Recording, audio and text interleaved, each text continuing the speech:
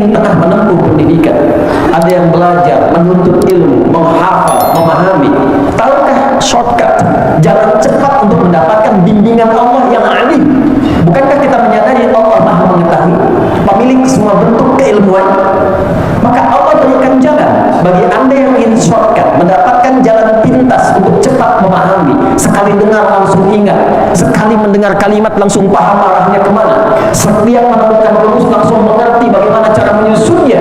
Maka kerja keras dengan ikhtiar meningkatkan intelektual itu penting, tapi ada jalan cepat yang Allah kehendaki untuk membimbing intelektual itu supaya mantap cepat untuk memahami sesuatu. Penutup di ayat 282 di Quran surat kedua Al-Baqarah, dengan tegas Allah sampaikan, wattaqullaha wa yu'allimukumullah. Ketika Anda mampu mendekat kepada Allah dengan takwa, aku bimbing engkau, aku ajarkan padamu untuk mudah memahami apa yang akan kau pelajari. Itulah yang menjadikan para ulama-ulama hebat kita. Kalau saya katakan ulama bukan hanya di bidang keislaman saja, tafsirkah, fiqhkah, hadithkah, usul fiqhkah, aqidahkah. Kita bukan sekedar bicara tentang Imam Abu Hanifah, Imam Malik, Imam Asy-Syafi'i, Imam Ahmad bin Hanbal. Kalla, bukan hanya itu. Bukan hanya Al-Ghazali. Bukankah kita mendengar Al-Kindi, Al-Farabi, Ibn Sina, Al-Khawarizmi, Al-Mubatuta? Siapa mereka semua? Begawan pengetahuan yang telah melahirkan bukan hanya karya, tapi menjadi pedoman yang sifatnya abadi. Bahkan kajian-kajian yang bukan hanya di dunia Islam, bahkan di Barat pun abadi sampai dengan kini. Siapa yang tidak kenal dengan Avicenna, Ibn Sina itu? Siapa yang tidak paham dengan Ibn Rushd, Averroes itu? Silahkan Anda cek bagaimana mereka tumbuh di usia-usia menjelang balik, usia 8, 9, 10 sampai 12 tahun. Anda buka biografinya, tidak pernah orang tua mereka memulai mereka berpendidikan dan belajar kecuali didekatkan dengan Allah Subhanahu wa taala dengan nilai-nilai ketakwaan. Itu yang menjadikan seorang Ibnu Sina belajar kedokteran bisa mendapatkan pemahaman yang cepat, bahkan sebagiannya otodidak dengan mengembangkan nilai dan pengalaman yang telah ia dapatkan sebelumnya. Siapa yang membimbingnya? Wattaqullaha wa yu'allimukumullah. Hadirin, jadi kunci kebahagiaan itu takwa. Kunci kepintaran itu takwa. Kunci berkemajuan itu takwa. Kunci mendapatkan solusi itu takwa. Bahkan kunci mendapatkan rezeki yang membahagiakan itu takwa. Bukan sekedar banyak, tapi berkah. Anda dapat banyak, tidak berkah.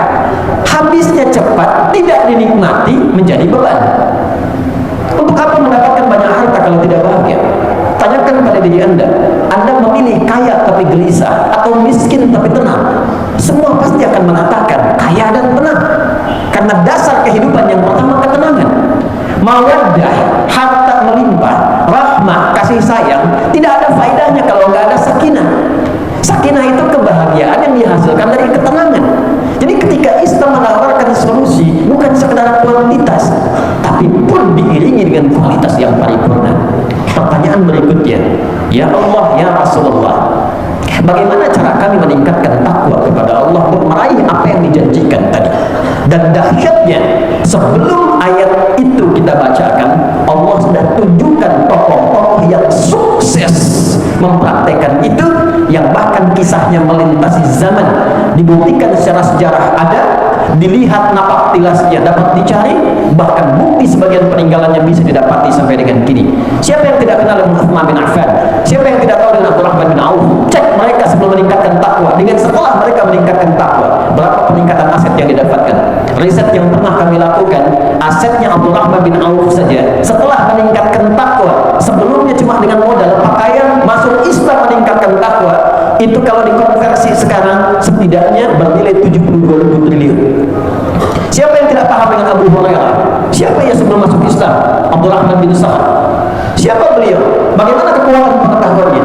Setelah masuk Islam, meningkatkan takwa, mulazamah kepada Rasulullah, terjadi peningkatan pengetahuan, kecepatan hafalan, sekali disebutkan langsung paham. Dan manhaj yang diikuti Al-Imam Al-Bukhari yang mendapatkan kemudian alhamdulillah yang serupa.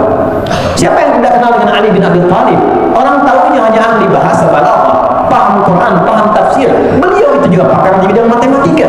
Silakan cek dalam kitab tafsir misalnya Al-Jawahir, di bagian yang terakhir, bagaimana beliau pernah menyelesaikan persoalan rumit matematika dengan pendekatan Al-Quran. Hadirin, bagaimana mereka memulai dengan meningkatkan takwa? Maka dijawablah pada segmen yang kedua. Ketika ada seorang insan beriman, ingat kalimat takwa selalu bersanding dengan iman. Artinya yang dikhitab itu imannya. Karena tidak setiap muslim kalau disebutkan ini, kalau imannya tidak merespon dengan baik, tidak akan bisa diikuti. Ini perkara iman. Kalau kita benar-benar meyakini ini semua tanpa ragu dan diikuti, maka jadilah seperti apa yang pernah mereka dapatkan dulu. Takwa pada segmen yang kedua dibagi pada dua dimensi. Ada bagian yang pertama disebut dengan al-mu'adur rabbani, dimensi ilahi, yang sering diistilahkan oleh ulama kita dengan hablum minallah. Jadi kalau kita temukan kata takwa di Quran pertama, kita akan dapati ternyata implementasinya adalah membangun konektivitas yang baik dengan Allah. Yang punya ilmu siapa? Allah. Yang punya harta siapa? Allah. Yang punya solusi siapa? Allah. Yang punya samara siapa? Allah. Anda menuntut sakinah, Anda jauh dari Allah, wajarkah mendapatkan itu? Anda ingin rizki, Anda tahu Allah Ar-Razzaq sang pemberi, tapi Anda jauh dari Allah, bagaimana bisa mendapatkannya? Anda menginginkan pengetahuan, Anda paham yang punya ilmu itu Allah, tapi Anda menjauh dari Allah, bagaimana bisa mendapatinya?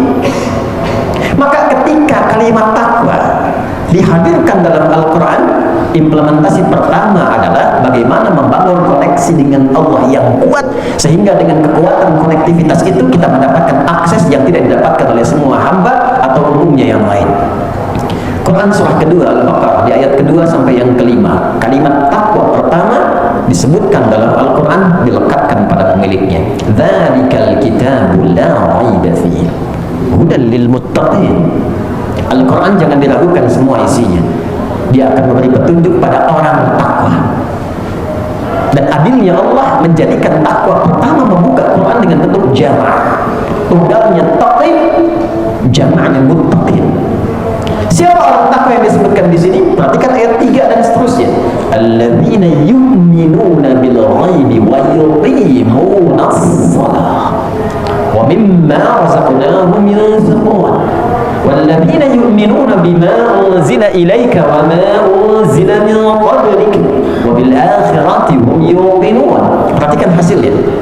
Ulaika ala hudan min rabbihim wa ulaika humul muflihun. Siapa orang takwa yang dimaksudkan di ayat ini? Dimensi pertama adalah orang-orang yang ingin membuktikan keimanannya kepada Allah lalu mengoneksikan dirinya dengan Allah. Wa yuqimunas shalah. Pertama, ia bangun konektivitas dengan sholat. Ternyata ada relasi antara sholat itu yang menunjukkan keberimanan kita kepada Allah, yang menunjukkan kita ini hamba, kita ini beriman. Ternyata bukan hanya sekedar ibadah. Feedback dari sholat itu karena kita terhubung dengan Allah, Allah memberi perhatian.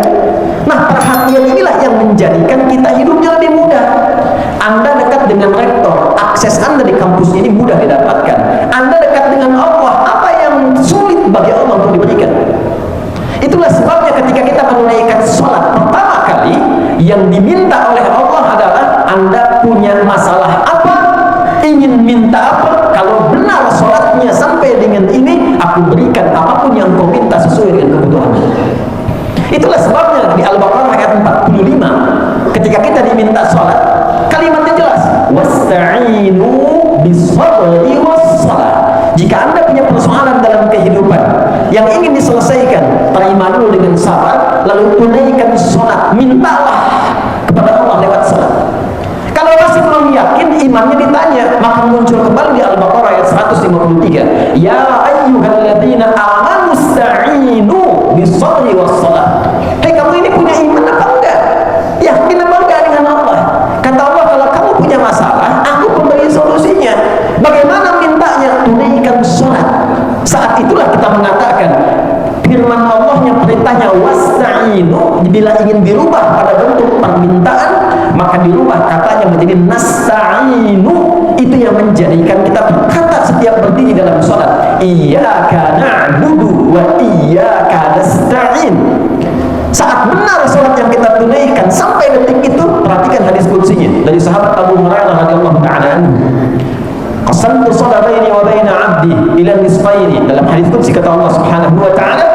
membagi segmen sholat pada dua bagian.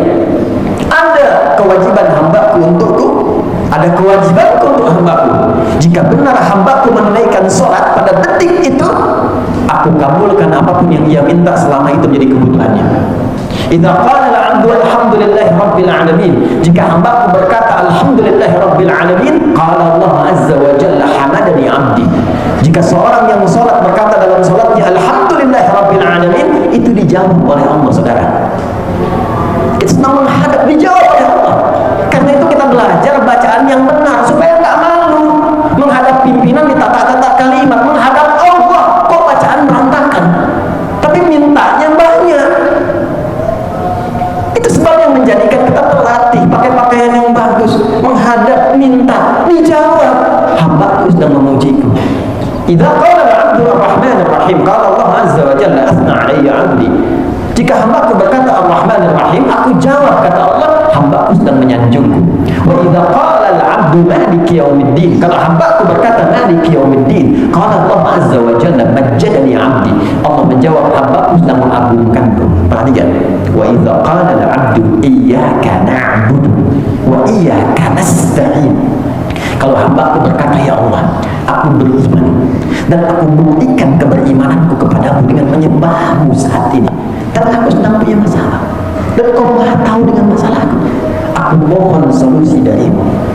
Dijawablah, qala Allah azza wa jalla, Allah menjawab, hadza baini wa baina 'abdi wa li 'abdi ma sa'al. Ini perjanjianku dengan hambaku, kalau hambaku benar salatnya sampai detik kalimat itu, aku kabulkan apapun yang ia butuhkan. Ini yang menjadikan semua nabi dan rasul itu mereka pun sholat. Kalau sedang ada hajat mereka sholat. Nabi Zakaria itu divonis fisiknya sudah sepuh, letih, rambut memutih. Istri divonis secara medis monofos dan maaf mandul. Secara medis gak mungkin, secara klinis mustahil. Apa yang beliau lakukan? Bangun menunaikan sholat. Quran surah ketiga Ali Imran ayat 38 sampai 39. Saat berdiri dalam sholat itulah minta kepada Allah. Hunalika da'a Zakaria rabbah, qala rabbi habli min ladunka dzurriyyatan thayyibah innaka sami'ud du'a. Beliau berkata, ya Allah, semua memvonis aku tak mungkin punya keturunan, maka aku abaikan mereka, aku mohon padamu yang tidak punya pernah batas dalam pemberian. Kalau ada orang mengatakan kepada anda mustahil kamu dapat itu, gak akan bisa begitu, itu tanda pertama dari Allah. Abaikan semua pandangan itu, beralihlah kepada Allah, karena Allah ingin memberi tanpa campur tangan hambanya. Maka apa jawabannya? Fanadatul malaikatu huwa qa'imun yusalli fil mihrab. Dijawab turun malaikat, engkau akan punya keturunan, namanya langsung dari Allah, Yahya, yang mustahil menurut manusia. Ada bayi yang lahir dari rahim perempuan yang menopus dan mandul hidup, kata Allah tidak ada yang mustahil, jadi dan hidup dia. Kapan terjadi? Qa'imun yusalli fil mihrab, sedang sholat.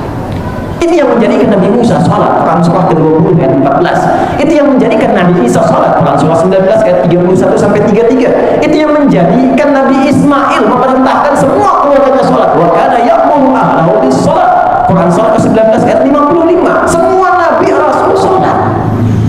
Al-Kindi, Al-Farabi, Al-Ghazali, Ibnu Sina, Al-Khawarizmi, Ibnu Rushd, apa yang mereka lakukan? Orang tuanya itu cuma ngasih dua. Dari sejak kecil sholatnya benar, hafal Quran, baca Quran. Riset membuktikan, seorang peneliti dokter berketurunan Maroko, tinggal di London saat ini di Inggris, meneliti orang yang mampu hafal Quran dengan cara yang benar, maka meningkat kecerdasannya 3 kali lipat dari orang biasa.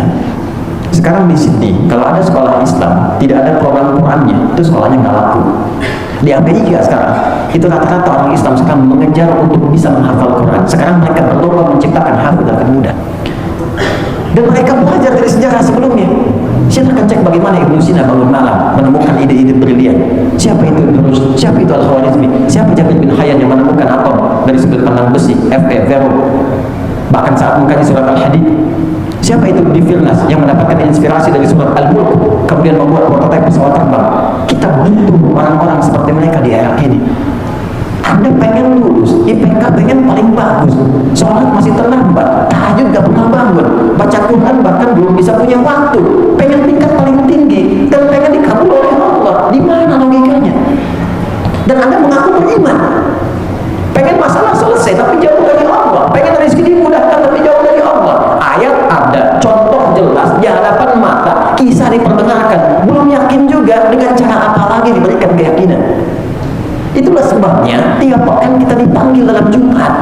cek takwamu. Mungkin kesulitannya bukan karena belum pintar, belum takwa. Mungkin dengan Allah ada yang belum selesai urusannya. Ini yang menjadikan tiap pekan kita datang untuk menghadap kepada Allah dan mengingatkan dan mengevaluasi selama sepekan. Mungkin ini yang belum selesai, yang butuh untuk direnungkan dalam